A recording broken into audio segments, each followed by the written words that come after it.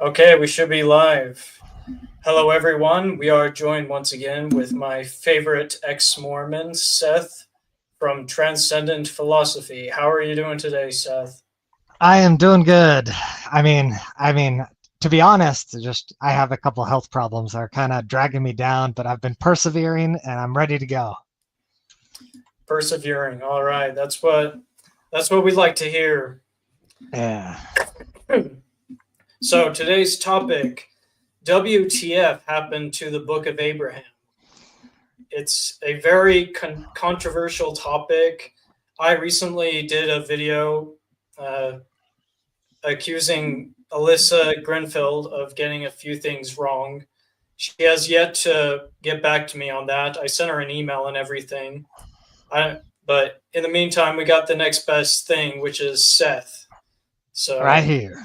this guy, exactly. So you did your own little bit of research on the Book of Abraham. Uh, you're you're probably in the Joseph Smith made it up camp, whereas I'm more so in the lost scroll theory camp. I think we definitely know, like both Egyptologists and the LDS Church scholars talk about how there were definitely there's lots of stuff we can't say we concretely know about the Book of Abraham. I talked about in my video how there's we only have 11 fragments of what Joseph Smith originally had, and some of those fragments are unidentifiable, and they're not all with the Book of the Breathings, the Book of the Dead, kind of a thing. I guess a brief backstory: Joseph Smith purchased these Egyptian artifacts, these mummies and these scrolls. He claimed that he received the writings of Abraham and Joseph of Egypt, and so like they definitely thought they had their writings. So I don't think the catalyst theory works too well in that regards. But in any case, the scrolls go missing, and then they turn up in a museum, and or at least fragments of the scrolls turn up in a museum, and they're identified as the Book of the Breathings and the Book of the Dead, and not the Book of Abraham. So it's like, what happened there? Um, so yeah, we there are definitely missing scrolls. So that's why I favor the missing scroll theory, but it gets a lot more complex than just saying, oh, there are missing scrolls, because we can also talk about the facsimiles, and we can talk about the Kirtland Egyptian papers and all that crazy stuff. So what tell us about your first encounter with the Book of Abraham? That probably was when you were in the church, and then tell us about like your backstory on how you discovered what you have. Yeah. I guess I was probably a typical Mormon. Like I remember in Sunday school or like in sacrament meeting as a kid, I'd just be like gazing over the facsimiles during a boring talk, like, wow, this is Yeah. so cool. Like I wonder It's if the I one can part. decipher. It's the one part of the scriptures that has pictures. Exactly. So, I like as a little kid trying to be like a little Joseph Smith 2.0. Can I read it? Can I read it? Trying to puzzle it out. And then as I got older, like it never became like a topic of research for me. And like I heard those like the CES letter came out, people at Institute were like, oh, there's problems. And like I tried to like read a little bit about like some of the surface level problems, but like it never clicked in my brain because my brain was set on it's all true mode. And so like this kind of convoluted contradictory information was coming at me. I'm like, does not compute, does not process. It doesn't synchronize with my worldviews. Same thing with like Hugh Nibley's stuff. Like it seemed convoluted, didn't really connect very well to anything. I just felt the more I listened to that type of stuff, the more lost I felt. I was like, I'm not getting clarity. I don't know what's going on. And I actually lost my faith for reasons not related to the Book of Abraham. It was it was probably like 4 years after me leaving the church, basically, that I came across Dr. Rittner's work on Mormon stories. There's a podcast called Mormon Stories that's kind of ex-Mormon community type thing. Dr. Rittner, very like successful Egyptologist. He went on Mormon Stories podcast for like around 11 hours, and he just dissected like everything Egyptian related with the church, like every facsimile. So Like he had a lot to say on it. he had a lot to say, and I like listened to that 11 hours like very studiously, taking notes, and I compiled like a little blog of like 50 different notes I took from Okay. from those podcasts. And I've done a little bit of supplemental research on some other things, and so there's a lot to talk about for sure. Absolutely. So let's just waste no further time and just get right into your essay that you wrote on the Book of Abraham and talk about some of the things that you think were the biggest reveals from Ryan. What was it? Ryan Rittner? Why am I wanting to say David Rittner? I forgot his first name. Yeah, it's Dr. Rittner. Dr. Rittner. I'm pretty sure it's an RR, but anyways, let's get into it. Yeah. I kind of want to start off a little bit meta before we dive deep into some details. Sure. If that's okay with you. So like you said you're in favor of missing scroll theory. Oh, Robert Rittner. That's what it was. Robert. Okay. Yeah. Robert Rittner. Okay. Mm-hmm. So you're in favor of the missing scroll theory, and a lot of people are in favor of this catalyst theory. Mm-hmm. I kind of want to like take my give you my take on that before we do a little deep dive. Sure. So the catalyst theory, like it quotes, in the introduction to the Book of Mormon, this is a translation written by Abraham's hand. Like, and in your blog, you talk about how there could be copies and whatever. But like eventually this is a written thing, right? If we're going to take that at face value, this is a written thing. It's not like, oh, just imagined it with catalyst theory. The other problem with catalyst theory, and this is also a problem with the missing scroll theory, is that Jacob Hansen, you're familiar with Jacob Hansen? Yeah. His I once criticized him on his interpretations of Nietzsche, but he didn't want to do a debate on that. Okay. Yeah, he recently put out a podcast on the Book of Abraham, and he really emphasized the Egyptian alphabet and grammar document. Are you familiar with that one? I forgot if you mentioned it or not. I briefly mentioned it, but I was kind of like, yeah, so my understanding of it is like sometime around when either before or after he published the Book of Abraham, he started working on the characters, some of which appear on some of the fragments that we have. And some of the stuff that Egyptologists say he didn't quite nail down. And so it's sort of a really big thing that I think a lot of people don't take seriously enough.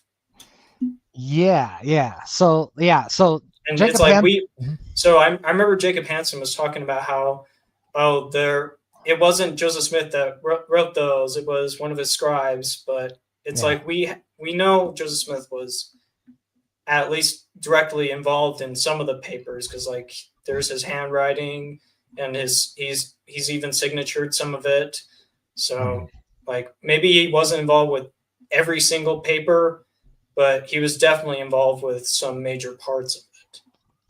Yeah, that is my understanding as well. Jacob Hansen was saying that Joseph was not involved, but my understanding is that Joseph's handwriting was involved in some of it, and then two other scribes were involved on some of it.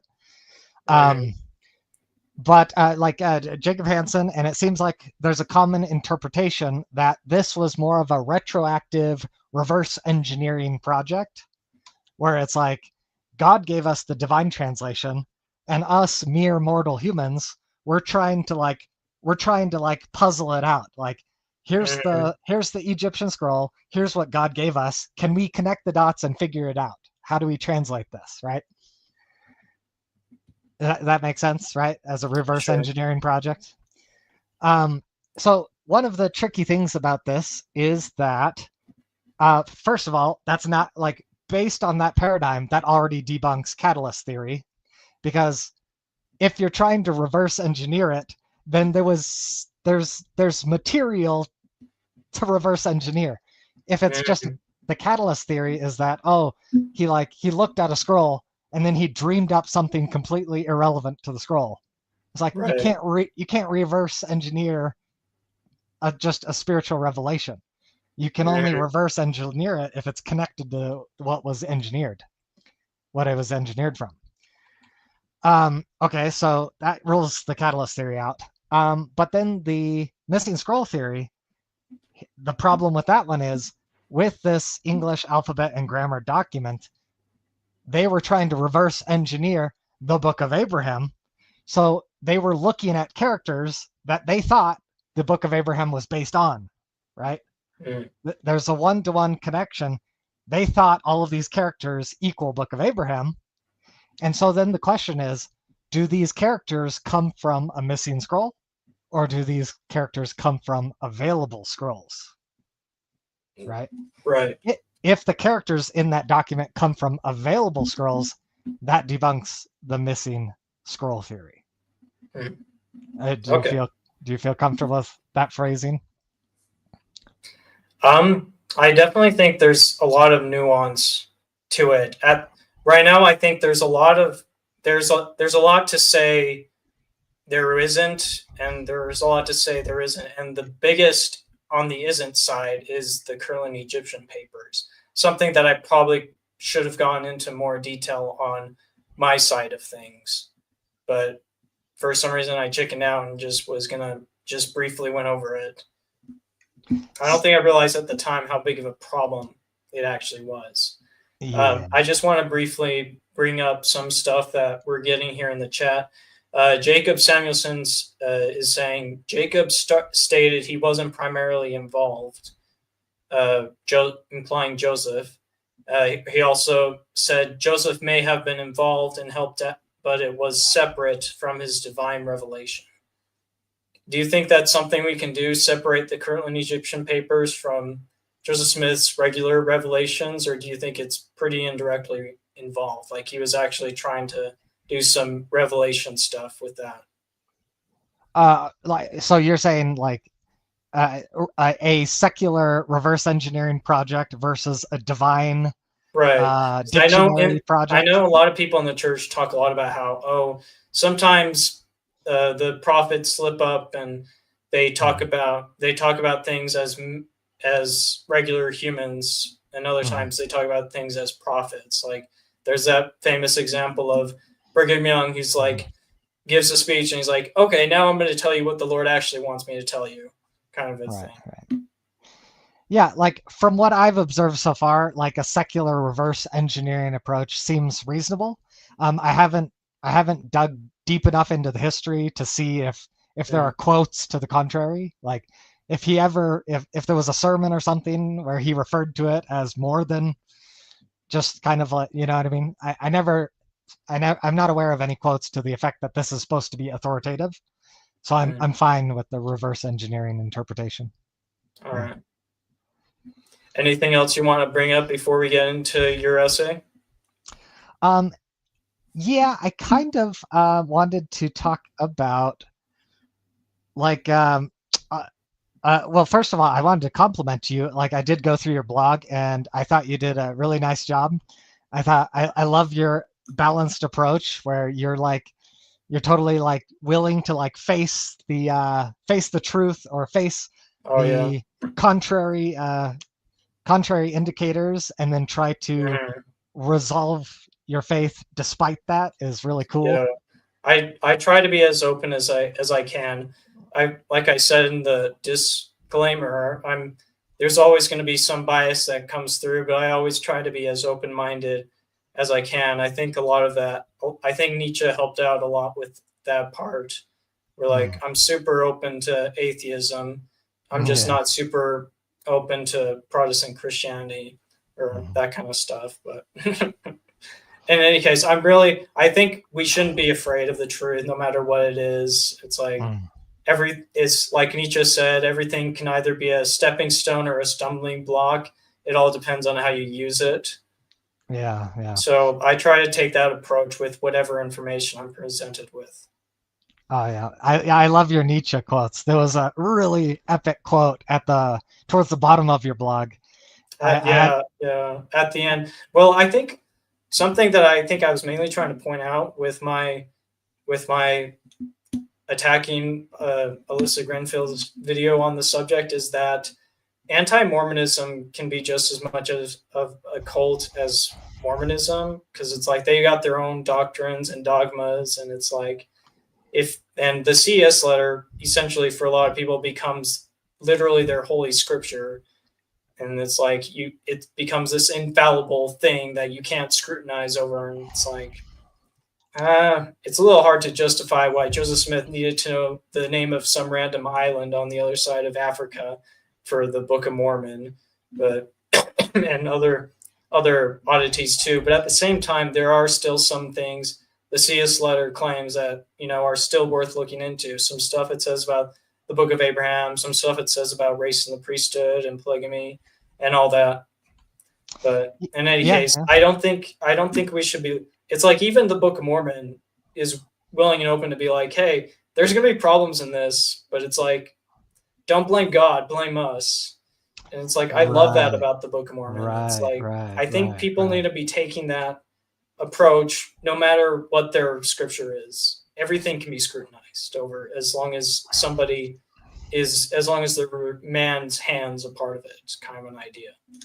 And so I think Alyssa Grenfield has built up quite the cultish following. It's like you go through her comments and you kind of get the feeling that a lot of these people are not here to learn because they're curious. They're here to validate their preconceived notions about the church. It's like I read a post about a guy who was like, he had got into an argument with his parents and then about the church, and then he found out about Alyssa's book, so he bought it almost as if so did you buy the book because you were curious, or did you buy the book because you just were in an argument with your parents and now you want something to validate your stance on that kind of an idea? Yeah. It's like she doesn't get a lot of pushback on her videos. It's always so many people just praising her, even though she makes some pretty big errors that I tried to point out. But in any case, what are your thoughts on that kind of stuff? Yeah, I totally agree with you. I think humans in general are very culty. Like even corporations, like companies, they get their own culture, their own little rituals. We're kind of culty and dogmatic in some of our tendencies, right? Tribal, and sometimes we put kind of like the group or kind of the axioms. We're kind of we get tribal about that, but I agree with you that should be resisted. I think progress is made when we can kind of transcend that. My whole philosophy channel is called Transcendent Philosophy for exactly that reason.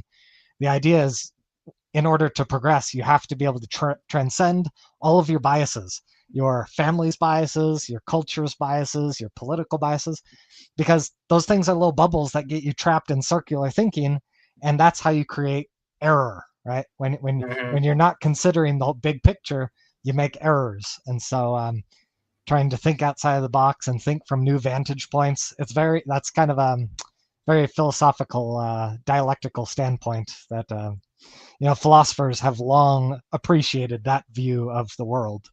So, but not everyone's a philosopher. There's more tribal people than philosophers, that's for sure. But yeah, so just like you're talking about with my last Nietzsche quote, my call to action to Alyssa Grenfield was to stop being a hypocrite. I specifically asked her, which is worse, the church hiding uncomfortable facts to preserve its image, or her hiding positive truths because she wants the church to look as sinister and ridiculous as possible.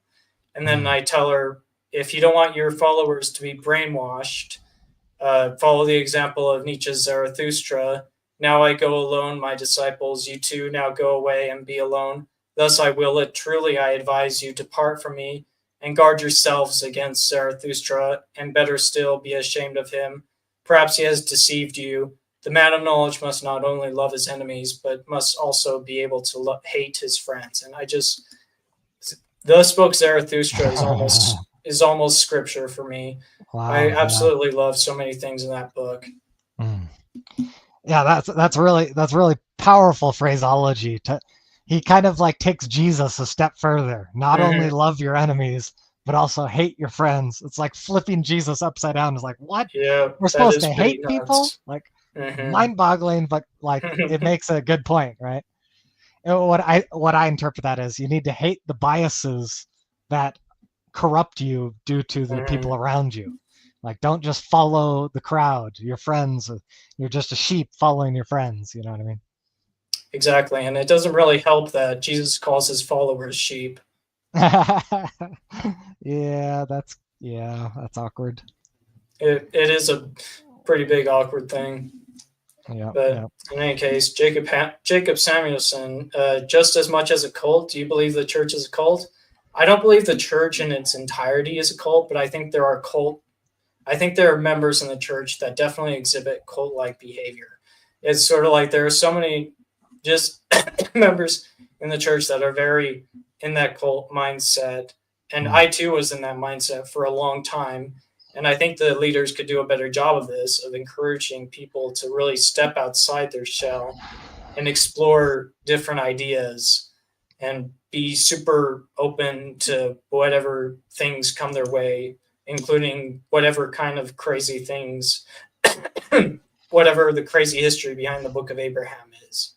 And Yeah. kind of like, because it's like, then that's not just members of the church. That's how most people go through life. They're just sort of drifting until something just wakes them up and they snap out of it and they're like, oh, I I'm not conscious. I need to figure out myself and what I'm doing. And for me, that didn't happen until I started getting into existentialism.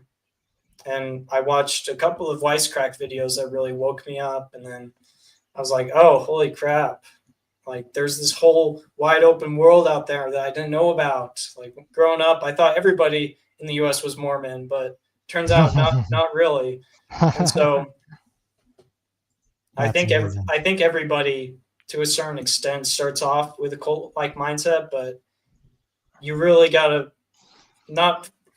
It doesn't really seem like terribly too many people hit that moment of awakening, but I Yeah. think we've gone off track a little bit Yes. too Yeah. much. Let's get back onto the topic of the Book of Abraham, and So so let's look there, at your.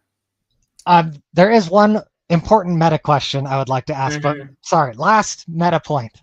Sure, Um, go ahead. I feel like it would be really useful, as just, I think more people need to do this in general. It's like anyone can like debate any topic, and then it's so common where people just get entrenched in their own positions and then they walk away completely unconvinced by anything. I think a useful exercise is for everyone to ask themselves, like, what type of evidence would I have to observe to actually change my mind? You know what I mean? Mm, It's like, I have my stance, I have what I think is true, and that's based on what I think is evidence. But like, maybe I'm wrong, maybe there's more evidence. It's like, what would I need to see to actually shift my opinion? You know what I mean? yeah, absolutely. That makes sense. Yeah, and like I thought about like I should do this for myself. So like, my current stance is that it's fraudulent, um, and not divine. So like the highest probability explanation is it's intentional fraud. Then maybe there's kind of like this accidental hallucinatory type thing where it's not divine, but it's not intentional, right? He thinks he's getting revelation, but it's more like schizophrenia type of a thing. Sure, yeah. And then like the last probability thing for me would be like a divine production. I'm trying to think like, what would I have to see to shift me more towards the divine end? And like normally we think about divine things as like being infallible. So I'm like, I mean, like, if 100% of the Book of Abraham was like all of the details, there's no conflicts between Egyptology, like the language matched up, like it was a valid translation. That would be like actually very persuasive. Like maybe we're in the divine Mhm. camp. You know what I mean? Right. How do you feel Absolutely. about that? Yeah. I don't know. I feel like there's so many. The Book of Abraham is so much more nuanced than people like to think, and I have honestly sometimes I have no idea what to think Mm. about it. But I think we'll get a better idea of that in a moment here. Okay. So you want me to share my yeah, thing? let's get into it.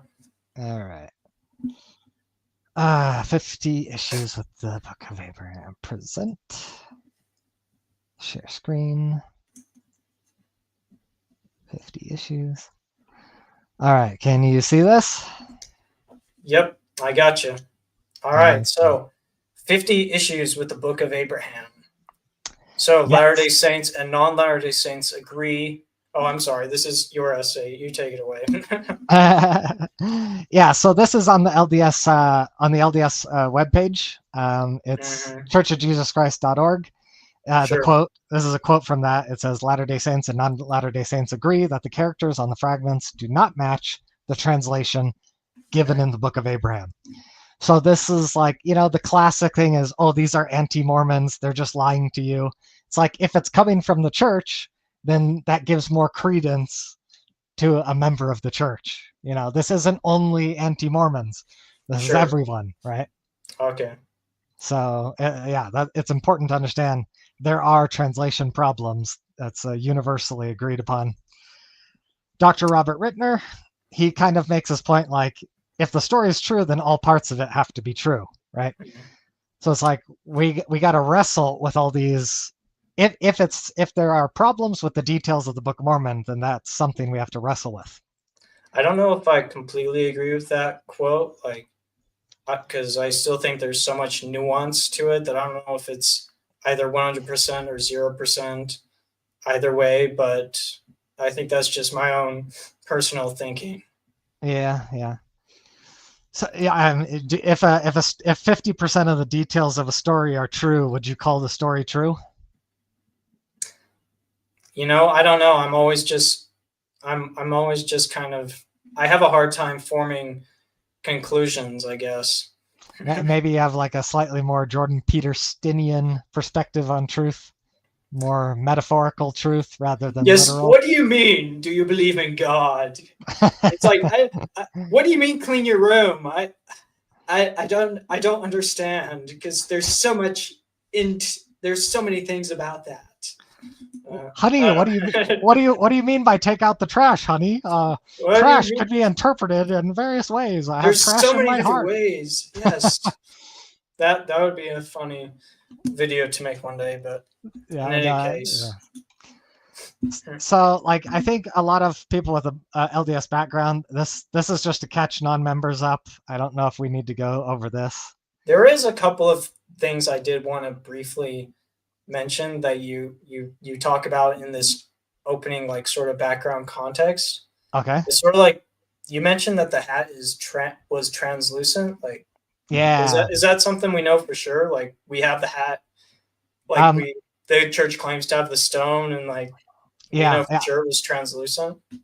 I read I read half of a 30-page report or analysis that was talking about this, and they said, yeah, we have the hat. It's white and it's old and beat up and it's translucent. Light can pass through it. Stuff like that. Interesting. I don't know. I guess I did. I can't verify the validity of that report that I read, but I read something to this effect. Yeah. Yeah. I don't know. It almost sounds kind of pardon my phrasing, a conspiracy theory at this point, but I don't know. I guess I'll have to do more research into that. Okay. Yeah. If it's sort of like a way of trying to, because like we hear a lot about how the hat was there to block out the light to make it easier to read the words on the stone. But if it was translucent so that he could read some kind of paper that was in the hat, he probably needed a lot of papers. And then there's also the story about the stone getting replaced and him saying everything's dark as Egypt, even though Egypt's a very bright place. Yeah, I mean, like, anyone is free to come up with their own theory of how this happened. But yeah, I think that, like, magicians, they're really good at hiding stuff. And like, it's very common for magicians to pull things out of a hat. Like, they pull large objects like bunnies, birds. They pull pull paper, balloons, whatever. They pull stuff out of hats. So it seems like from a magician perspective, it's not very hard to move things in and out of a hat. So like the like my hypothesis, like the plates, right? He always covered up the golden plates. Mhm.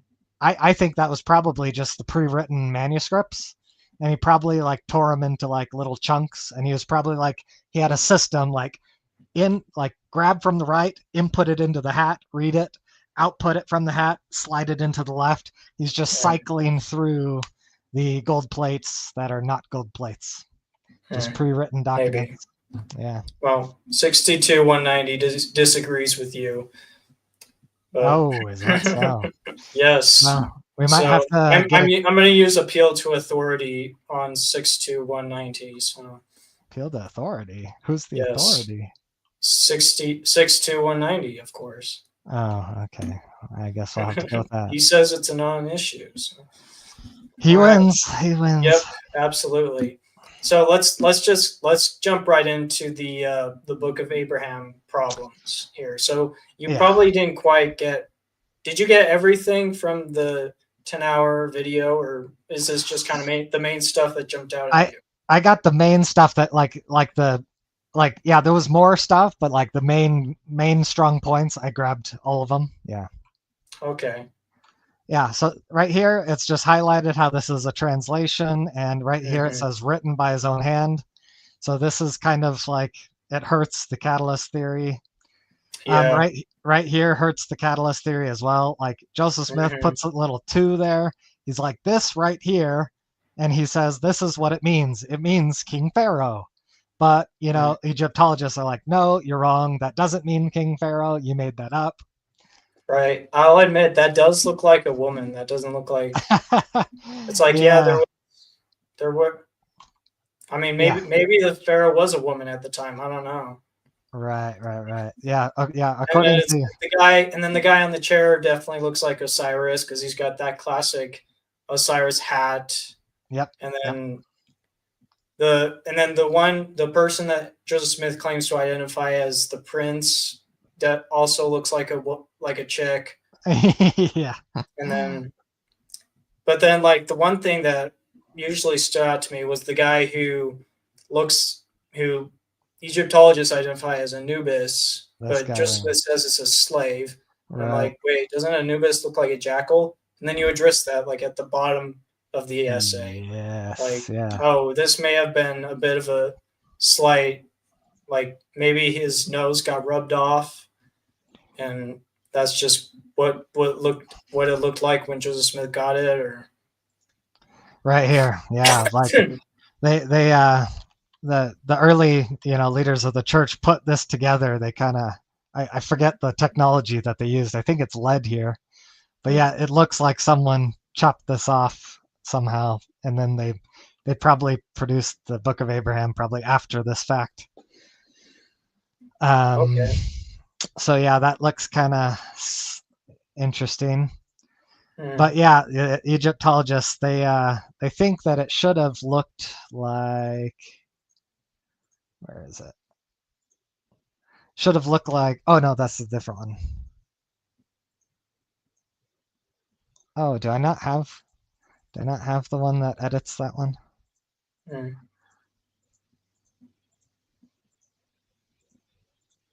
Huh, okay, I don't have it. But yeah, Egyptologists, they agree that this guy should have been like a dog face. He's got a point on his head that's supposed to be like an ear of Anubis. He's got Right. like 2 dog ears. It's like, why does a slave have a horn on his head, right? He's got a really big eye, which doesn't. It was a devil slave. Right. And actually, all of this text above his head, it used to be that nobody could read this. Like the Rosetta Stone wasn't sufficient to read all of this. Mm-hmm. And so for decades, like this was kind of a blind spot in the translation. But now there's more Egyptology, there's more documentation, there's more translation. So now they can figure out all of it, and it has nothing to do with like a slave. So this is no longer a mystery. Mm. So yeah, we've got translations for pretty much everything on this document, and none of it matches up with what Joseph Smith said, pretty much. Yeah, this is Isis. This is Osiris. This is Mot, the Lady of the West. I guess this is Hor. Yeah, that's Hor. I don't even know if I'm pronouncing that correctly. And this is Mm, Anubis. And this is an offering table. mm. Often Joseph Smith says that this is a symbol of Abraham, but this symbol, it occurs in a lot of, I'm not you sure know, why that would be a symbol of Abraham. yeah. Mm. It's Jacob Samuelson says it should look like a jackal, but that doesn't matter. It was a what Joseph understood, not what he translated. I'm not sure I totally understand the difference between what he understood and what he translated there. yeah. So pretty much all of these facsimiles have lots of issues. Um, Mm-hmm. this And then there's they in this one, the church was embarrassed about God's dick or something. yeah, yeah, exactly. So like this, what happened was there was a piece, there was multiple, like, so basically there was a hole in this scroll area, and Joseph started filling in the details with different things, and Mm-hmm. then like you can see this guy is upside down, and the upside down guy, he has like an erect penis, which Mm-hmm. is typical of Egypt mythology, where they like the gods ejaculate life into existence, kind of a thing. And That was before they understood biology. yeah, exactly. So yeah, there's multiple editions of the facsimiles where the church is like deleting, like you can see it's deleted here in 1902, I think. Mm-hmm. It's deleted over here in 1921, but then It's like, but like the church is all about God having a body, so why should we be embarrassed if God also has a dick?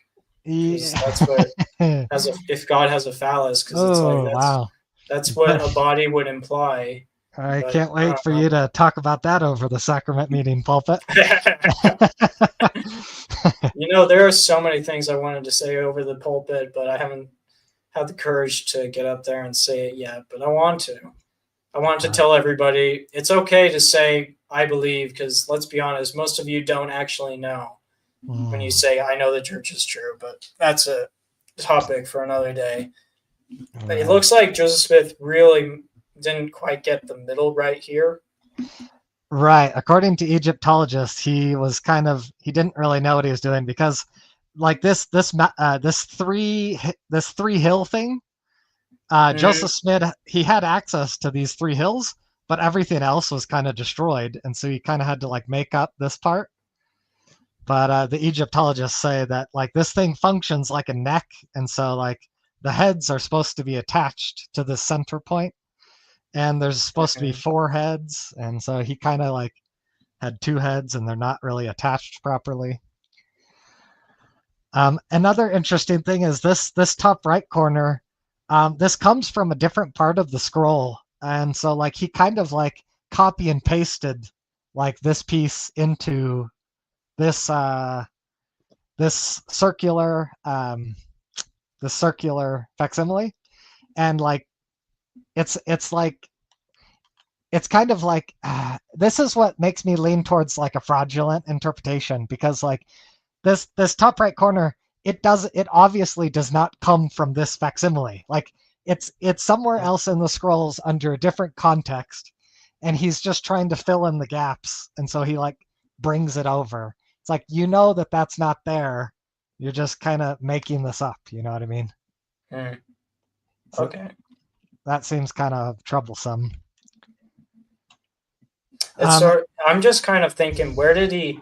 If that's how it's supposed to look, it's like, where did Joseph Smith get the idea that from of these images instead?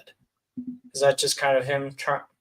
Was that him just trying to fill in the where blanks? did he get the idea for like Yeah, this like whatever you call this yeah. I creature? don't even. I don't even know what that is. Yeah, Like, I what don't is know that what it supposed is to either. be? Right. But like, I mean, like according to the missing scroll theory, there's like lots of Egyptian documentation. It seems like he was trying to like get a vibe of Egyptology, Mm-hmm. So like he's looking at all these Egyptian symbols and all these Egyptian patterns, and maybe he's like getting a vibe. And he's like, oh, like they got like these bird people, they got like these whatever weird monkey people, they got like dog people. Maybe I'll just put like an antler person here. You know, Mm, like maybe he's just going with the vibe of Egypt, kind of a thing. right. Okay. Yeah, I don't know. That's just speculation. Yeah. It seems So like that's mostly what we can do at this point, but this makes the prior point more obvious. Like I was saying, he had access to all of this right here, but you can mm, see where the head is supposed to go got obliterated. And then this top right corner was obliterated. And then this square was on a different scroll. And he basically just interpolated this over here and then made this up, kind of a thing. okay. Oh yeah, and this outer rim has a lot of text here, and he grabbed these characters from a different area of the scrolls, and he basically just injected random text into here, just copy and pasting other Egyptian words from the other parts of the scrolls. So it doesn't seem like an honest revelation if you're just like dragging stuff from elsewhere and forcing it to fit. You know what I mean? Mm-hmm. It's Right. Okay. yeah. That is interesting. Hmm. I honestly have no idea what to make of all this, but it's just like if this is what the scholarship is saying, it's like I'm Hmm. not sure what to say about it for the most part. Here's a kind of an interesting thing. You see this thing that these are the eyes of Horus and Yeah. Ra. It's like the double Egyptian eye thing going on. Mm-hmm.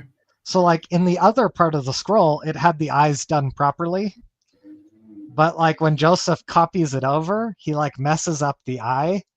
So Yeah. he's got one eye here, and then you can't see it here. Let me. One kind of eye there, and then it's This like, look. This one looks like a helicopter. Like they're not on a plane. They're not hmm. level with each other. He's got Oh, that is one eye interesting. here and then one like helicopter floating around. So he didn't even copy it correctly. You know what I mean? Mm. All right. Well, here's something that 62190 is saying. Uh, there is some interplay between the divine and the mortal mind. God never offers 100% objective proof of himself or his work. If he did so, our free will would be jeopardized. Yeah, but that doesn't mean we can't scrutinize over what we have. So let's. You're talking to the wrong person if you're bringing up free will. Yeah. Oh, yeah, we already did a video about that. Seth Yeah. doesn't believe in free will. Sorry, everyone. Yep. You are all deterministic NPCs. Just kidding. No. No, no. I like it, it's complicated, but yeah, whatever. That's a different topic. What he does give is us sufficient evidence to point us towards him. All right, well, let's look at this first before we get into other stuff. Okay, Yeah. this is the one interesting area that I had in my own video. I sort of talk about how if this is supposed to be a funerary document, like he's being prepared for burial, why are his arms and legs in the air like he's not being buried alive? And it's like in the other images, the person being buried is in a King Tut style coffin. So it's like, what's going on there? Is he frailing around because he doesn't want to get sacrificed? Or Mm. I think I That heard some kind of theory that actually it's supposed to be Osiris being resurrected, and that's why his arms and legs are up, or something like that. that's a really great question. I don't know the answer. I don't remember if Dr. Rittner addressed that or not. But like if you look here, you can see it's kind of vague. Like based on the Mhm. document we do have, it's not exactly obvious that this is a hand. You know what I mean? Sure. And it's sort of like Joseph Smith thought that other part of the document was a hand, but Egyptologists are saying that was the wing of a second bird. Yeah, this is what one of the Egyptologists put together was that there's two birds here, and like one of them was a hand and the other was a bird, and like the reason why it's reasonable to put a bird here is because the Egyptians had a mythology about impregnating the bird goddess, and so having an erect penis, having one arm to the penis was common, and the bird interacting with the penis was apparently common. Okay. So here's another interesting comment. Trey Stone is saying, today they are complaining that if the damage to the facsimile that were drawn, today they are complaining that if the damage to the facsimiles that were drawn in and not filled in correctly, there is a suggestion the images perhaps should be removed from the book as non-canon. I haven't heard about that. Remove the images because they're non-canon. Is he saying there's an LDS movement to get rid of the facsimiles? I don't know. I guess that's pretty interesting. That's a pretty interesting movement. Yeah. Okay. So did he translate the papyrus correctly? Probably not. But did the document inspire his mind towards revelation? Yes. His process is clearly documented by looking at the translation of the Book of Mormon. Well, that could get into several different directions, but so I mean, like that whole paradigm to me, like this is the type of argument. It's like, if Joseph Smith can't figure out what these characters are, what makes you think he can figure out other Egyptian characters? Like, if he doesn't have enough divine revelation to figure this out, what makes you think he can figure out the entirety of the Book of Abraham? That's a lot harder than just this right here. Sure, yeah. You know what I mean? Definitely. And then with the Book of Mormon, it's like he claimed to be translating not quite Egyptian, but a reformed Egyptian that was supposed to be like a mix between Hebrew and Egyptian. Mm-hmm. And so it's like he should already be kind of somewhat familiar with Egyptian at that point, even if it was like slightly altered Egyptian. Exactly. This problem, it really undermines the Book of Mormon for exactly that reason. If he can't translate Egyptian, why should we think he can translate Reformed Egyptian, right? Mm-hmm. So, yeah. There's an interesting detail with this. You see how the blade is in front? Yeah. There's some documentation of Joseph Smith. Oh yeah, that was like a big thing you pointed out is that his arms switch, the blade switches arms. Like first it's up here and then it's down here. Exactly. It's like Joseph Smith was trying to figure out what looked better or something like that. So these types of sketches, Joseph Smith, he's basically playing with, how do I want to do this? So it makes it seem more like an intentional fraud than like a divine revelation. You know what I mean? Mm-hmm. Because it wasn't a revelation, Seth. His desire to translate was a mortal pursuit. If you listen to his own account, he claims that any translation he did was through the gift and power of God. Yeah, I mean, there's a lot of nuances with what it means to translate something, and I don't know if we can entirely say what Joseph Smith meant by translation or not, or how his method of translating things exactly was.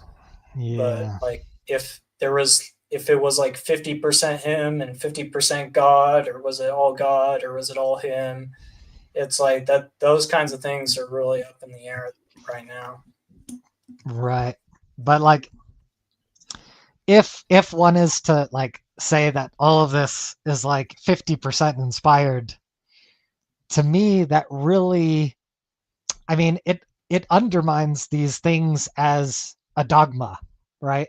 Like, it puts them at the status of apocrypha, right? It's like the church doesn't consider the apocrypha to be gospel. It's not doctrine, right? It's just like, if it's like some of it is inspired and some of it isn't, and do with it what you want, basically. Mm-hmm. But like, so like, it would basically, if you want to go with the like partially inspired approach, that would, to me, that to be consistent, you'd have to demote the entire scripture demote its status from doctrine. You know what I mean? Yeah. And then Jacob Samuelson is asking, why would God want Joseph to translate funerary texts? I have no idea. I can't answer that question, Jacob. Sorry. And so, but what other really major things really stick out to you? Okay, so there's 50 different issues here. I mean, a lot of them are powerful, but it's a little bit tedious to go through, the weeds of all these details. But Mm, I think this is kind of powerful. So Joseph Smith was drawing from uh, four different artifacts, right? So the facsimiles came from the facsimiles and scrolls came from four different mummies. And mm, those four different mummies came from four different time periods. And the interesting thing is that, like language evolves over time.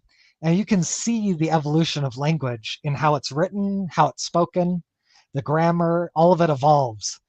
And right. so, You can look up that big tree on the internet where it shows you how one language came from another, and then you can also kind of do the same with religion. It's like, oh, this religion came from that and that. Christianity came from Judaism. Judaism came from Yahwehism. Yahwehism came from Mesopotamia, Canaanite religion, and so yeah, right. there's always so much nuance. hmm yeah, and this linguistic evolution, it brings up multiple problems for the Book of Mm, Abraham. And like okay. some of these problems are kind of resolvable, but like we can trace the time period. Like some of it is from 100 BC, right? Mm, And so like Abraham is supposed to be from 2000 BC. But if these scrolls and facsimiles are from 100 BC, then they're definitely not handwritten by Abraham, right? But mm, you address the counter argument in your blog, which is like, maybe these are copies of copies of copies. right. Um, And so it makes sense that they would update the update the words and like help their modern readers understand the scroll a little bit better. It's like one argument that anti-Mormons like to throw around that I've never fully understood is it's like, oh, according to Joseph Smith, everybody back then spoke King James English. The mhm, Nephites spoke King James English. Abraham spoke King James English, and I'm like, no, because it's like that means King James himself thought everybody back in during biblical times spoke King James English. It was like it's obviously it was a different language, and it's like they're just updating it so that their modern readers can understand it better. And so it's like mhm. I've never fully understood that argument. Yeah, I'm not sure if I understand it either. Mm, But I mean, the interesting thing about this is that even like despite like the copy argument, there's other issues here. There's like linguistic anachronisms, right? mm. So like think about the word Facebook, right? The word Facebook was like invented in 2010 or something like that. Sure, it Imagine wouldn't make sense for Facebook to show up in some ancient document, even if we were trying to update it for modern audiences, like or exactly, like even something similar to like social media. It's like, oh, this is our way of updating this, so that you know that they were trying to communicate each other via pigeon or something like that. It's like exactly. it's analogous to social media, kind of, but it's a super long stretch, Right. a If massive it one. if someone produced a document that was from George Washington and it was like, I, George Washington, on the 4th of the month, I rallied the troops with a Facebook post, invigorating them with tales of glory and freedom.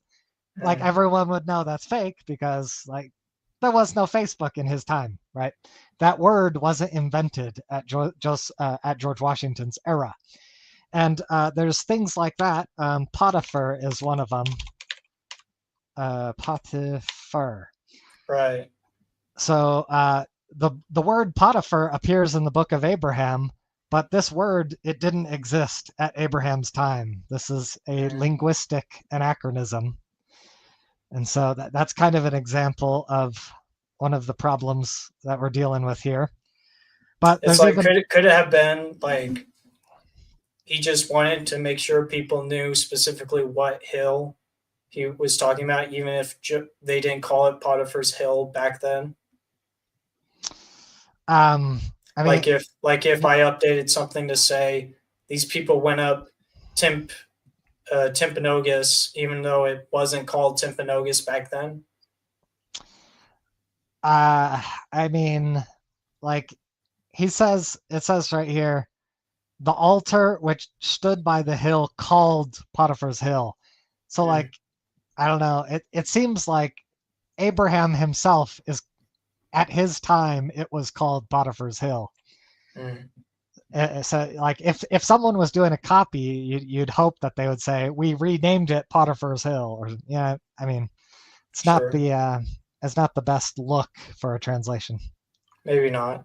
62-190 is writing this really massive message. I feel compelled to read here. He says, this goes back to the question of free will. God has a clear plan of giving us sufficient evidence to follow him without offering totally objective proof. God was working through Joseph, but it is entirely possible that Joseph did not fully understand the purpose he served as a tool for the divine. He saw himself as a translator. Obviously, he was a revelator instead. God did not intervene in changing his understanding for whatever reason, but the pattern seems to be that he does not intervene in every minute detail of our lives. If he did, free will would be null. Had Joseph lived longer, perhaps he may have came to a better understanding of his role in God's plan. He was always learning and hungering after God. He taught the church to always seek further light. So that was a long message he wanted to get out there. Any comments on that? Or, Yeah, I mean I love this type of logic. I mean yeah. it's kind of like the trickster God. It's like God has got to make it tricky so it's not too obvious. Like the more like the more it seems false, the more it tests us. Yeah, Mm, it's just kind of very. It's kind of in a way, it's like no matter it's infalsifiable logic. It's like if the translation matches, yay, it's divine. If the translation doesn't match, ooh, God is testing us. It's still divine. It's like, okay. sure. It almost sounds like the God of the Gaps argument at that point. Yeah, kind of. It's like, oh, why does this not make sense? Because God wants it to not make sense. Right, right. Even though God, he loves simplicity, according to Nephi. Mm. Yeah. Or you could look at the Bible. Paul talks about how God is not the God of uh, The author of confusion. author of confusion, right? But of Yeah, peace, kind of an idea. exactly. And so, That wasn't that Joseph Smith's like original like go-to verse, like if you lack wisdom, let him ask of God.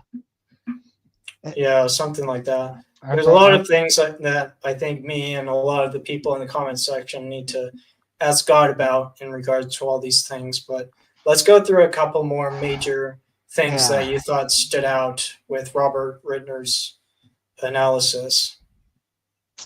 Yeah, so yeah, basically he says that it's not a sacrificial story.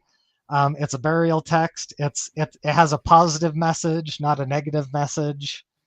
It's wishing them a successful trip to the next life.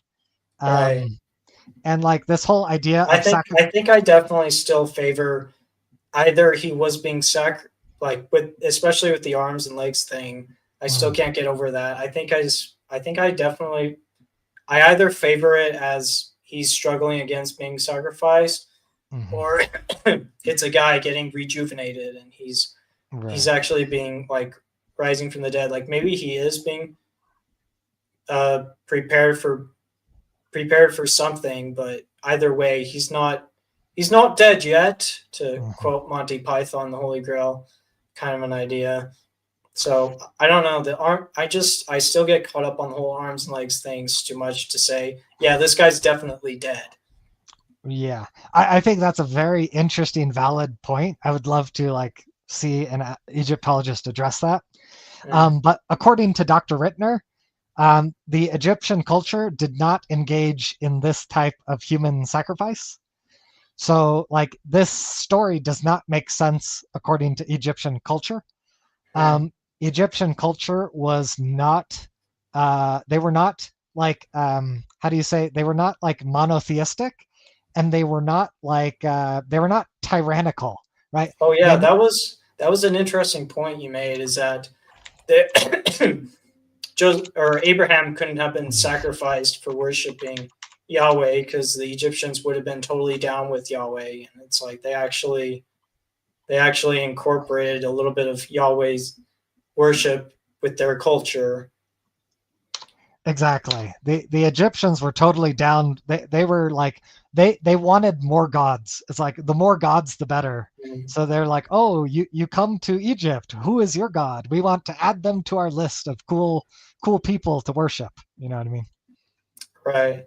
And so I think it's one, one interesting thing I would bring up is maybe there was more to it than just, oh, he wanted to worship Yahweh, but the Egyptians wouldn't let him. Because it's like if you look at other apocryphal texts, like the Apocalypse of Abraham and the Book of Jasher, Abraham wasn't just wanting to worship Yahweh. He was also openly mocking the Egyptian gods and was even destroying their idols. And so maybe that factored more so into the human sacrifice side of things. Yeah. I'm not super familiar with, like, you mentioned a bunch of texts on your blog that I thought was really interesting, and like some good arguments there. Um, Mm-hmm.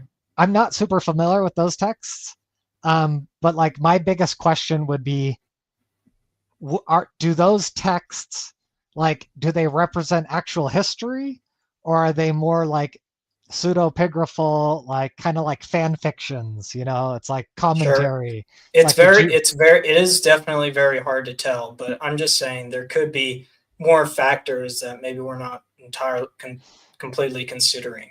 Right, yeah, and that seems valid. Like if Abraham was like mocking and destroying things, like maybe there would be a different situation than normal.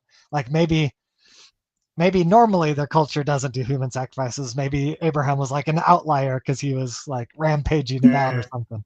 Well, But I also heard something about how maybe Abraham was the reason they stopped doing human sacrifices. I mean, I yeah, I don't know mean, how, I can't validate that. I don't know how true that is, but it's an interesting point, I think. yeah. Maybe. Well, basically, what I got from Dr. Rittner was right here. Humans were not ritually sacrificed to worship gods. But there was basically the only time they killed humans sacrificially was to enable a curse ritual. Hmm. So basically, they would create graveyards. So Okay. they would kill criminals to create a graveyard, and then they would use the graveyard for a curse ritual. So that's like a completely different context than what the Book of Abraham is about. Okay. So they were using Abraham for a cursed ritual. No. I mean, like That's what this, my this. brain is going to, but I don't know. Well, like this doesn't look like the creation of a graveyard. That would, Mm, so okay, like if it was like a plot of land, like if it was an Egyptian graveyard and they're killing people on top of a graveyard, then maybe that would make more sense. sure. But All right, I don't know. That's it's kind of a Egyptology question. definitely. um, yeah, we kind of talked about this. It did not do. This is kind of a small point. This is kind of interesting. Egypt never controlled the territory of Ur. Chaldea didn't even exist at the time of Abraham, so that's kind of Mm, an anachronism when the Book of Abraham talks about Chaldeans. Um, the Egyptians, they were illiterate, and so it's kind of weird that Abraham walks into a foreign land and suddenly he's literate. So like Abraham would be like 1% of 1% because not even the natives are literate, and Abraham is not a native. Mm. All right. But So, maybe he's so a couple more comments here. It looks like 62190 is still favoring the catalyst theory, saying it's not unreasonable, saying some evidence can point us towards that. The fact that the papyrus inspired Joseph's mind to such incredible revelation backed by history is miraculous in itself. The fraud argument doesn't stand. And then Trey Stone, human sacrifices were normalized, and even Israel is past. A judge sacrificed his daughter. Sure, even if it was normal in Israel, it doesn't mean it was normal in Egypt. Quite. And then 62190 again. Anyone who has had a spiritual experience understands how incomprehensible they can be. Ironic. This does not make God a trickster. If anything, it shows that the pattern is to inspire us in order to seek him further. So, can you that's see? what some people are saying. Can you see what I'm sharing? Oh, are you trying to share something? Hang on, it went away. So try sharing it again. Can you see that document? Okay. Yeah. Oh, okay. So here we're looking at the Egyptian papers, and it's sort of like here we clearly have Joseph Smith was looking at one character, and it's interesting that he like writes out an entire paragraph based on one character. But it's like a lot of Egyptologists are like, yeah, that's not how Egyptian works. Usually Egyptian, it's like maybe one or two English words, definitely not like an entire paragraph. Well, actually, So Rittner I'm not entirely sure what's going on there. Rittner actually addresses this point. Like, there's a common myth that Egyptian characters are like Chinese, that like one character has lots of meaning. And like even the Book of Mormon, it's like we use these reformed characters because they pack more meaning and it's more efficient for the plates.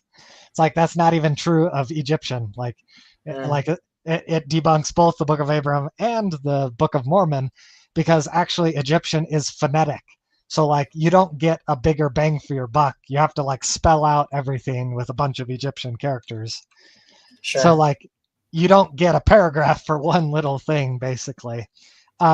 But yeah, this document here is an example of Joseph Smith and his associates trying to reverse engineer the Book of Abraham. And so like if catalyst theory is true, why are they doing this? Why are they wasting their time trying to reverse engineer? Like if the Book of Abraham has nothing to do with those characters, why are they mapping it out like this? Yeah, definitely. Yeah. I still think it's definitely obvious they thought they had the legit writings of Abraham and Joseph of Egypt. So it was a what's the right word? It was a subliminal catalyst theory. It was like an unintentional catalyst theory. Like I don't know, maybe. Like maybe Joseph Smith, maybe he thought he was doing a literal translation, but actually it was just a catalyst, and Joseph himself got confused. Yeah, okay. That's a pretty epic hypothesis. Sure. And then here's another comment. As mortals cut off from God, it is no wonder that the divine is something incomprehensible to our imperfect minds, but as we continue to seek, our minds are exercised and come to greater understanding, line upon line. Yeah, maybe, but we're still all trying to figure out so many crazy things, so we can make our best educated guesses about things right now. It's like there's the more you know you don't know kind of an idea going on. In any case. Yeah. So one thing is that like just like a little detail, like the word Abraham, it's never mentioned anywhere in the papyri. From a Egyptology perspective, if it's a Book of Abraham, you'd think his name would be somewhere, slightly common, maybe. Yeah, we talked about that. How he messed up all of these details here. Oh, 62190. Yes, Seth. Essentially, that is what I'm arguing. Okay. And then Trey Trey Stone, if they are frauds, why do they believe they can learn the grammar? Um, I don't know. I I like don't know how like to answer that question. my guess is that Joseph did it fraudulently, and then his associates were like, "Wow, this is so cool, Joseph, we have the Egyptian and we have the translation. Wouldn't it be Mm, cool if we could figure out how this works?" And then Joseph starts to sweat. He's like, "Please don't figure out how this works. Please don't figure out how this works." And then he can't really stop them because they keep begging him. So he's like, "Sure, try to figure out how this works." And like maybe he tries to assist a little bit and like try to help make sure they don't like mm. realize that it's a I fraud. think if anything, I think I don't know. Maybe they definitely. I don't know if I can say that Joseph Smith was like absolutely a con man who was trying to con everybody. And it's like maybe I think if anything, it's more likely he was that type of madman who absolutely convinced himself that he was a prophet and was receiving divine revelation. Whether you believe he actually was or not is up to you. But it's like you'll go through the history. Yeah, Joseph Smith was absolutely convinced of everything he was doing. And so like I don't think he was quite like trying to con everybody. I think he actually was trying to communicate with God and all that stuff. So I think it's more like if you don't think the revelations are real, I think it's more likely that he was just tricking himself in some way and being also being able to trick everybody else around him. Yeah. So yeah, I already addressed this before, but like this thing is the biggest problem for that hypothesis. Like this square comes from a different mummy from a different time period, a different evolution of Egyptian. Mhm. This facsimile is a different time period, different mummy, and Joseph just mixes this one into here. Like I don't Mhm. see how a madman could do that. Like that seems way too intentional. Like Yeah, a madman would just make this up. An intentional fraud would like mix something else in intentionally. right. An intentional fraud would probably I feel like an intentional fraud might just leave it blank and just kind of be like, "Oh, well, I don't know what's supposed to go here. God's not telling me, but maybe I can try to figure out, you know, make a kind of guess about other things." So Hmm. I don't know. It's just there's so many theories that you can throw around. Joseph 62 190. Joseph thought he was translating. He was self-educated farm boy. They dicked around with the characters, but ultimately he restored to the rock for the translation. Hmm. So I don't know. All right. Yeah. Any other major things you want to talk about? Let me scroll through here, see if anything jumps out. Let's do a couple more. Not quite like everything, but Translated.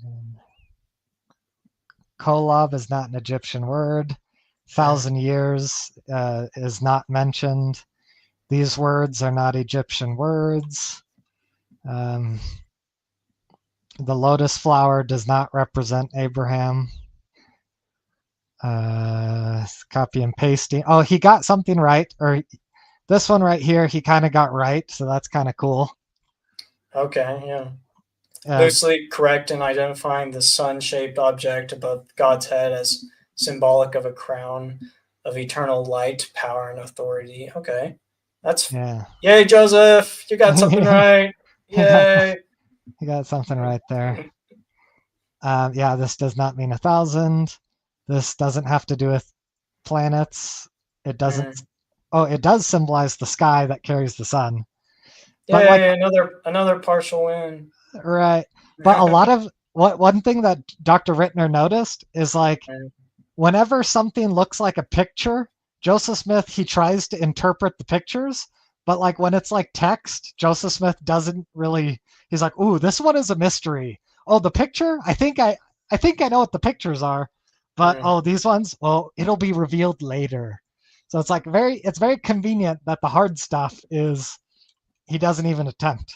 mm. So when you have pictures, you can kind of just guess sometimes.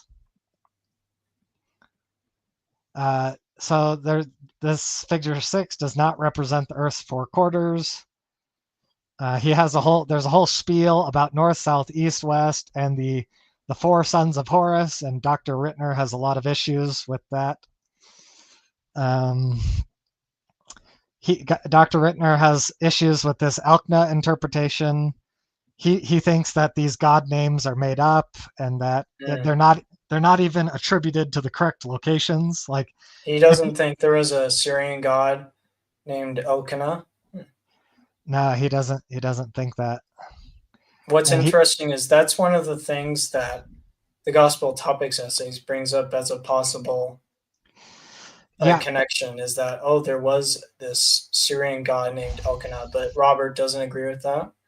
I think he doesn't agree with that, and I'm trying to remember. I think I read something like there was a god that's like El Kamish Kamashimishi, or like there was like a different god name, but it was like way different.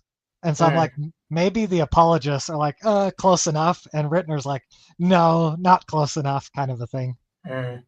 That's my guess as what's going on here. But yeah, like they're trying to put these gods in different quarters, like north, south, east, west. And Dr. Rittner is like, yeah, you got the locations messed up. Like, even if I accept your premise, it's still messed up because they're not in the right location. The Shinha is not. Apologists claim that Shinha is Egyptian. It sounds Egyptian. Is that how it's pronounced? I always pronounce it Shineha. I'm just bullshitting. I don't know how I can't speak this. But Dr. Rittner says this is technically not Egyptian. Okay. We talked about that. Joseph Smith misplaced. There's a lizard symbol, and Joseph Smith says that's the Holy Spirit. I thought the Holy Spirit was supposed to be a dove. Yeah, he messed up the imagery there. This is kind of interesting. The name of the mummy got messed up, but like Joseph Smith, like he grabbed a name of a mummy from a different mummy and he injected it into the wrong spot. And so now one of the names of the mummies is recoverable because Joseph Smith copied and pasted it into like view. One of the mummies that he bought. Yeah, one of the other mummies' names got injected in, so we have we recovered a mummy name that was in Joseph's possession, which is kind of cool. All right, we got a couple more comments here. 62T2190 is super active tonight. Go you, man. We love to see an active commenter. A self-educated farm boy misunderstood the nuances of revealed text produced via catalyst and literal translation from papyrus. Should not be surprising. He only understood what he understood. And Trey Stone interjects, however, one figures he gleaned from the information. Maybe he squeezed lemon juice on the back of it and looked through special spectacles. Wait, isn't that what they did in National Treasure? I don't know. There is not much argument over the resulting content. Okay, so Trey Stone is comparing Joseph Smith to Nicolas Cage. I mean, I guess that's a pretty cool comparison. I wish I could be compared to Nicolas Cage. And then 62-190 again.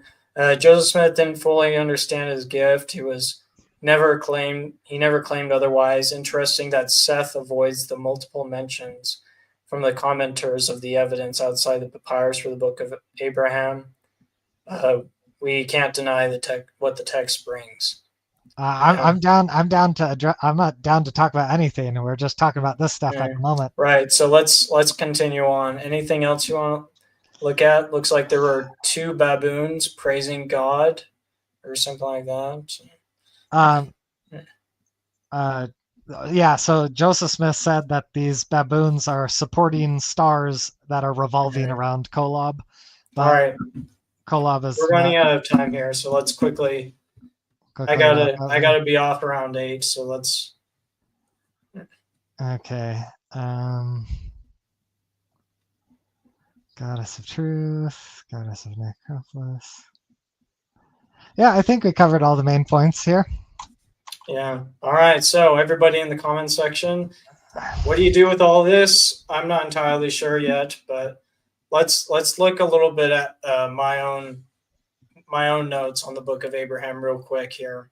Sure. So let's see. Share screen. Okay, here we go.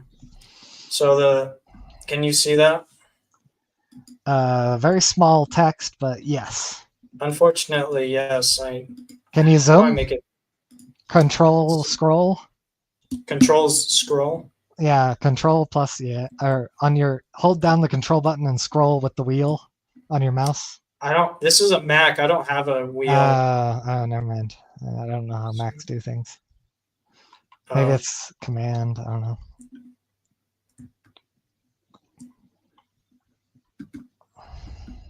Oh, that zoomed in a little bit. Yeah. Do you want me to share it? Maybe I can, if that's too hard on your end. Sure. Maybe. Yeah. Are you able to zoom in more than what I did? I can try. You can tell me if it works. Let's see.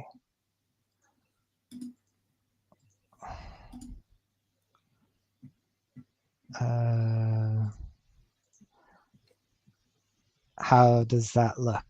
You see it? Okay, yeah, a little bit. So I think I just want to talk about this real quick. I think for me, the most interesting thing about the Book of Abraham, aside from the doctrine that I still think is super awesome and profound and all that, is the fact that there's a lot of points that match up with like other apocryphal texts. Yeah. And so it's like you mentioned, some of these texts might have been like, I don't know, maybe they were fan fiction or something. Ultimately, It doesn't really seem like we can know for sure, but I think it's still interesting to like go through this and be like, it's interesting that some of these points that Joseph Smith made about Abraham still match up with all of these other texts. So yeah, I agree. When I skimmed through this, I was like, this is an impressive list. Like these are a lot of details, and it seems like there's a fair amount of it's like Joseph Smith got knew that Abraham's father's name was Terah, even though that's not mentioned in the Bible. And so it's like now there's some interesting things there. Yeah. You're the one in control, so is there anything that you think stood out to you, like any of those points? Let's mainly look at those. Yeah, so yeah, I was very fascinated by this list. I was like, like if we can treat these sources as history, and if like the preponderance of the historical evidence matches the Book of Abraham's details, that's powerful, right? To me, that's powerful evidence. So like, and there's kind of two criteria there, right? So like, we can't just like cherry pick, right? If there's like 1,000 documents on Abraham, if only 1% of those match up to the Book of Abraham, that's not that impressive. We're just cherry picking the things that coincidentally match up. But if like the preponderance, if the vast majority of all of the Abraham documents agree, it's like, wow, that's kind of powerful. But the other thing is they have to actually match history. They can't just be like fan fictions. And the other thing is these documents would have to not be available to Joseph Smith in his time period, right? So those three criteria are kind of to me, that's the crutch of the argument. If you can get past those hurdles, I think you've got a really powerful argument here. I think so. It's like it's sort of like, yeah, the list mentions some biblical things, some things that are in the Catholic apocrypha stuff. If you want to scroll down a little bit so that we can get a better should I search look at for the Catholic? list.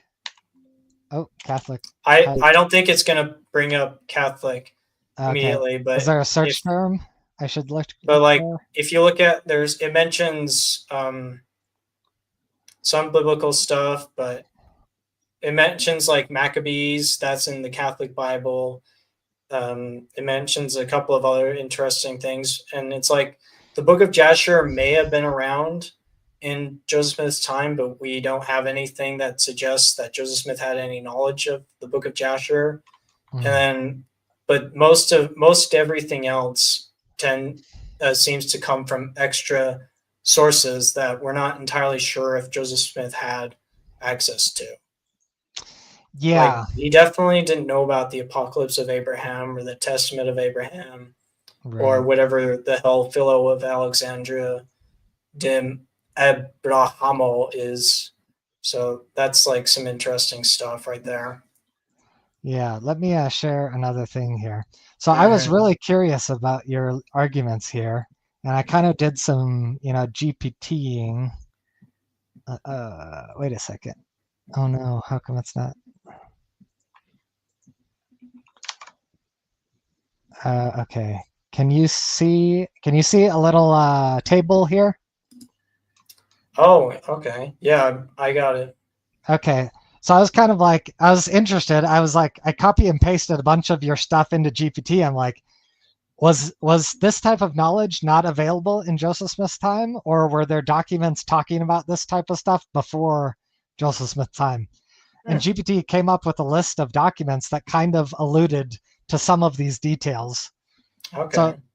So like, yeah, there's a variety of documents here, like the Bible, Josephus' Antiquity of the Jews, Matthew Henry's commentary, Adam Clark's commentary, Book of Jasher, Proclus' Theology of Plato, Thomas Dick's Philosophy of a Future State, Ethan Smith's View of the Hebrews, Bruce's Travel to the Nile, Freemason texts, Freemasonry. Wait, View of the Hebrews was in the list?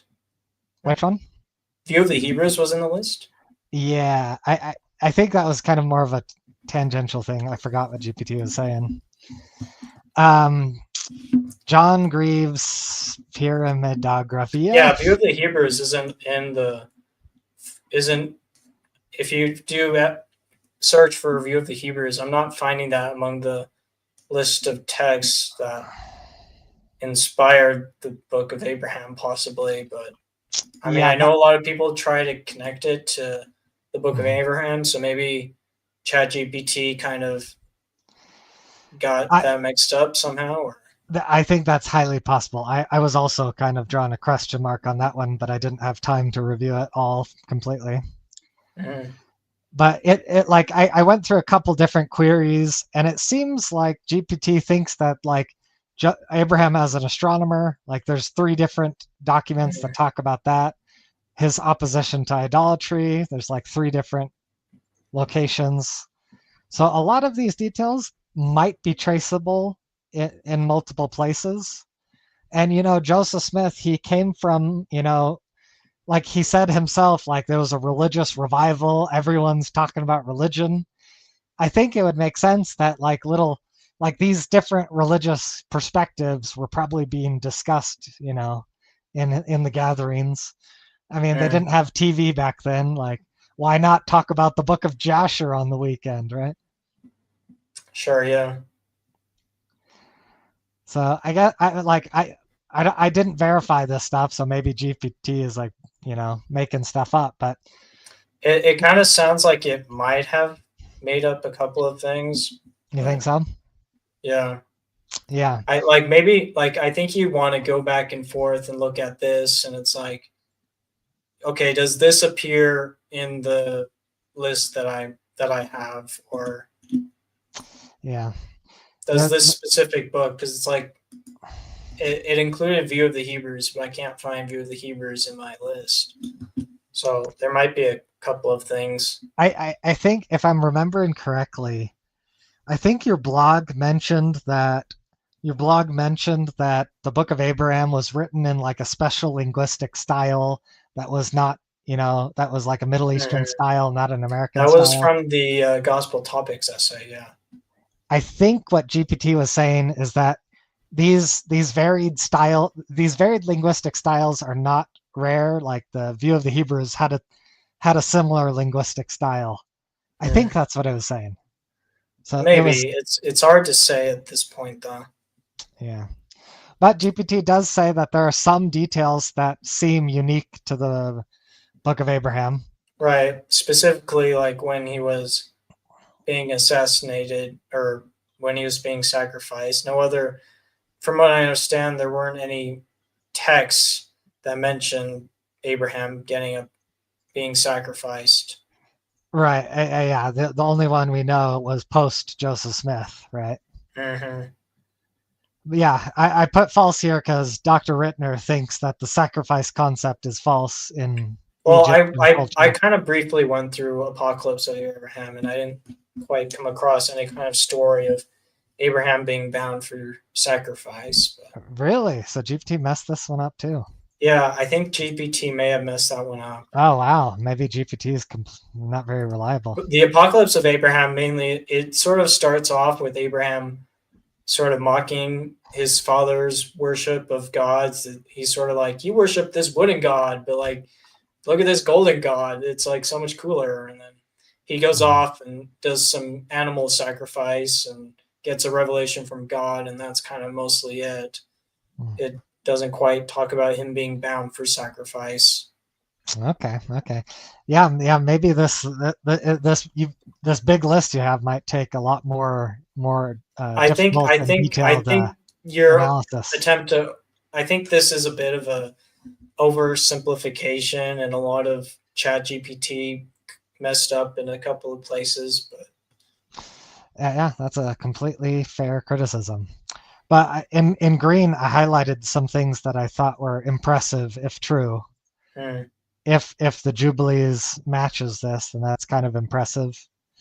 Same, Adam sitting on a throne, on Pharaoh's throne, Pharaoh's lineage traced through Canaan, advanced creation planning and divine councils. Was that in Apocalypse of Abraham, or was that BS? Yeah, it is. Yeah.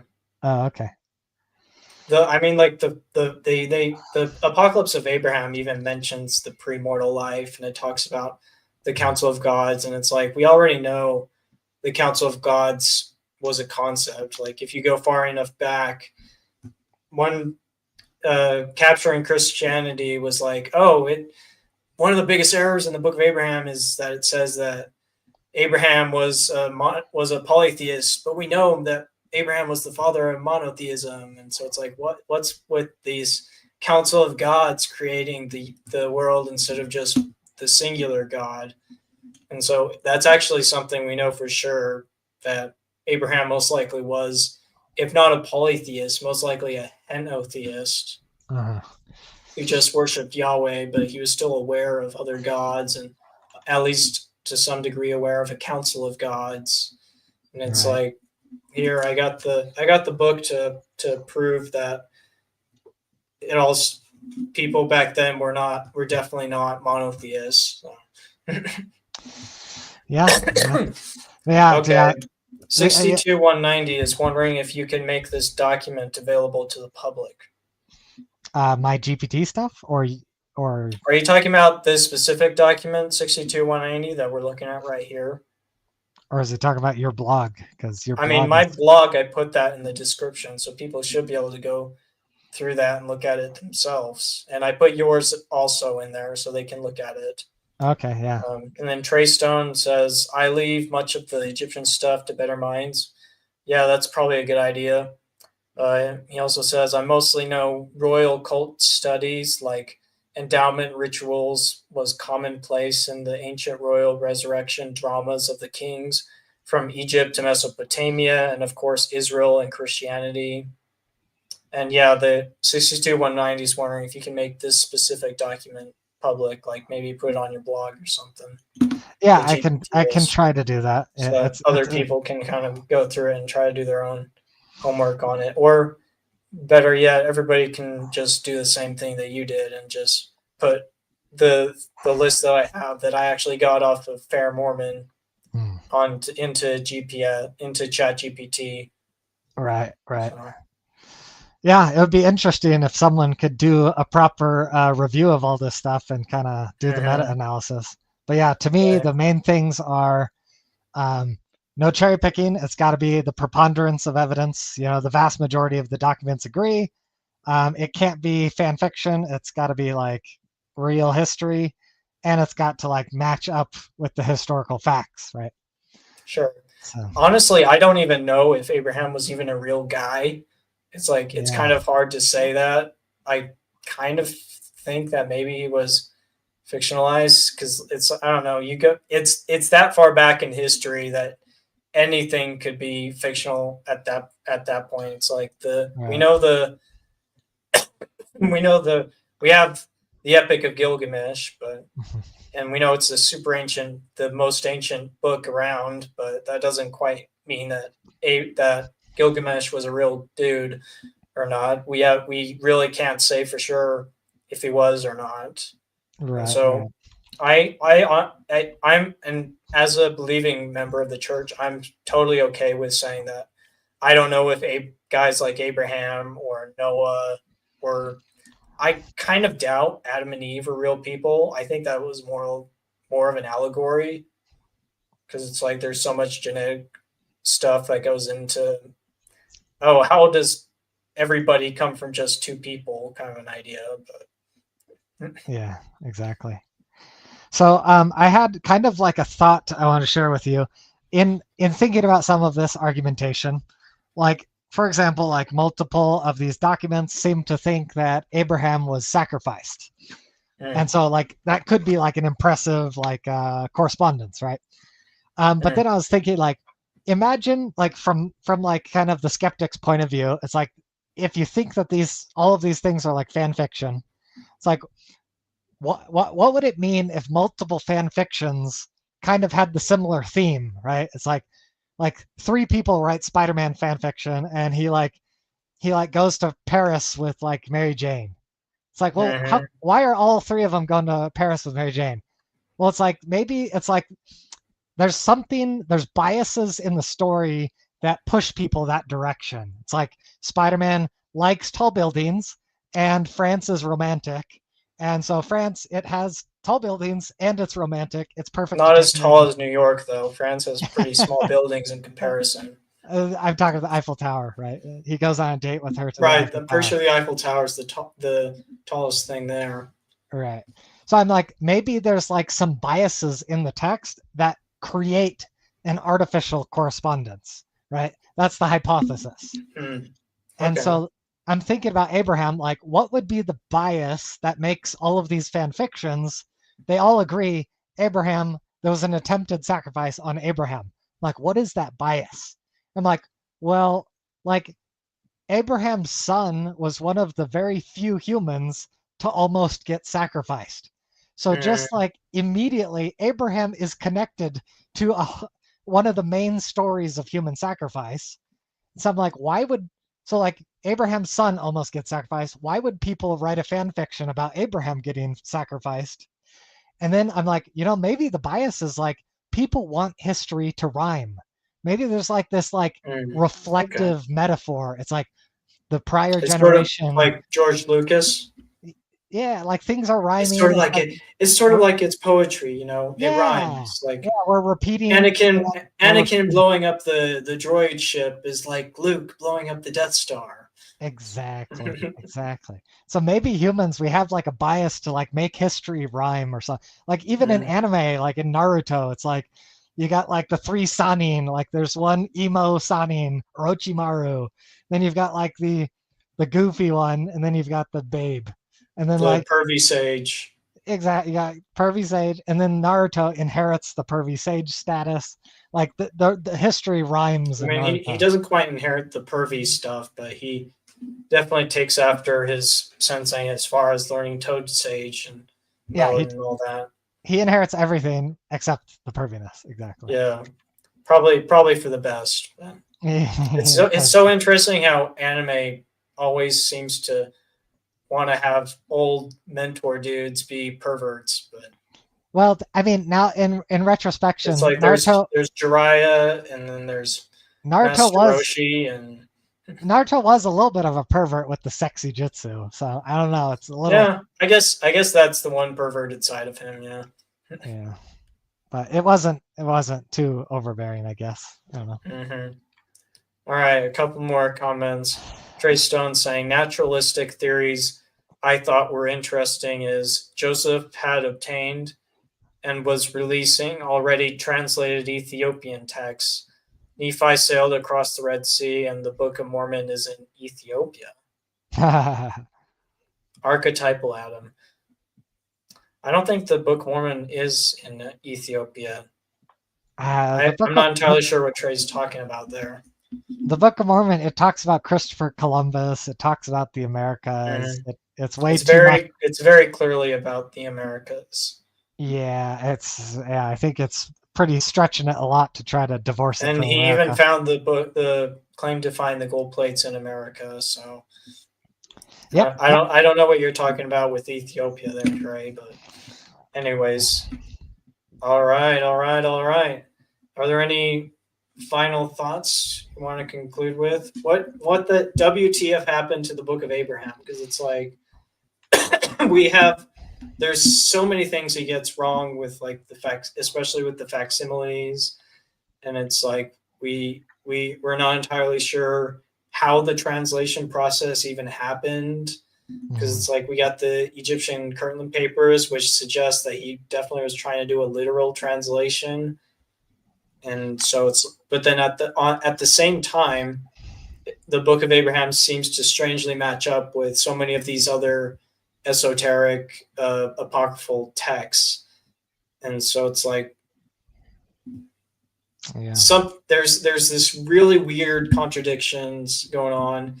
There's these really weird paradoxes going on, and it's like it's one of the biggest mysteries of the church. And I don't think it's a lot of anti-Mormons like to claim it's the nail in the coffin for the church. Like it's the one thing that definitively disproves Joseph Smith's claims as a prophet.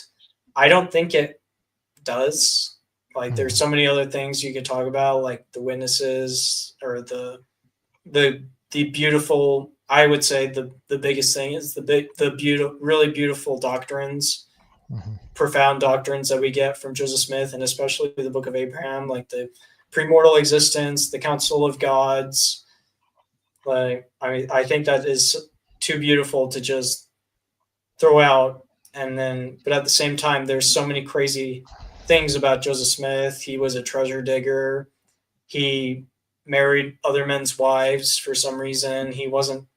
He couldn't quite be super open about polygamy, and it's like, there are so many crazy things about Joseph Smith that I think, if anything, the Book of Abraham is the biggest evidence, not that he was a con man, but that he was maybe a lot more complex than either side, pro or anti, likes to admit. And at this point, we can just try to make our best educated guesses as to what exactly was going on there. I recently read an argument in favor of Joseph Smith not being a fraudster.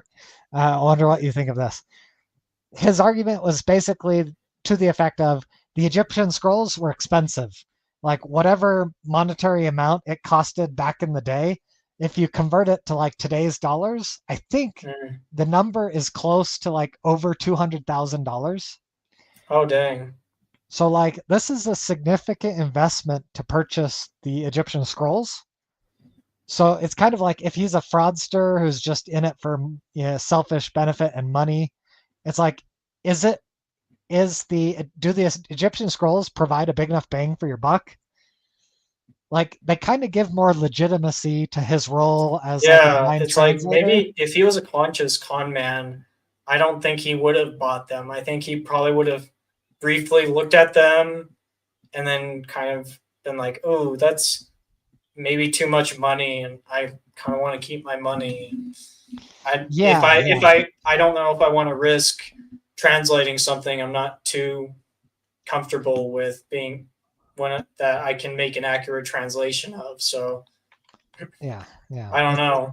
Now if he really if maybe as a fraudster, I guess as a fraudster, you could be motivated by more than just money.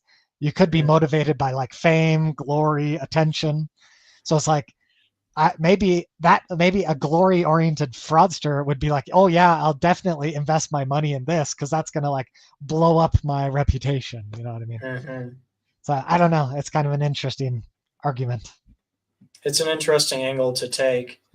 So what does everybody in the comment section think? Was he a real prophet? Was he a con man, or was he just a madman who somehow convinced himself that he was a prophet? And he somehow got all the stuff related to facsimiles wrong and a lot of other stuff wrong, but somehow still managed to get a lot of key points right with a lot of other different apocryphal texts.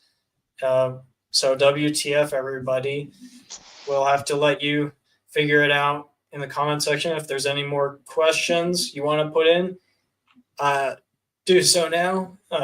If not, Seth, tell everybody why they should subscribe to your YouTube channel. Okay, well, my YouTube channel, I am a very creative philosopher. I've innovated different theories of consciousness and morality, and epistemology. And so, if you're kind of looking for ways to expand your thinking in novel ways, to look for ways to resolve hard problems like objective morality and free will, my channel is the place to go. Lots of complex, deep content to really tickle your brain if that's the type of stuff you like.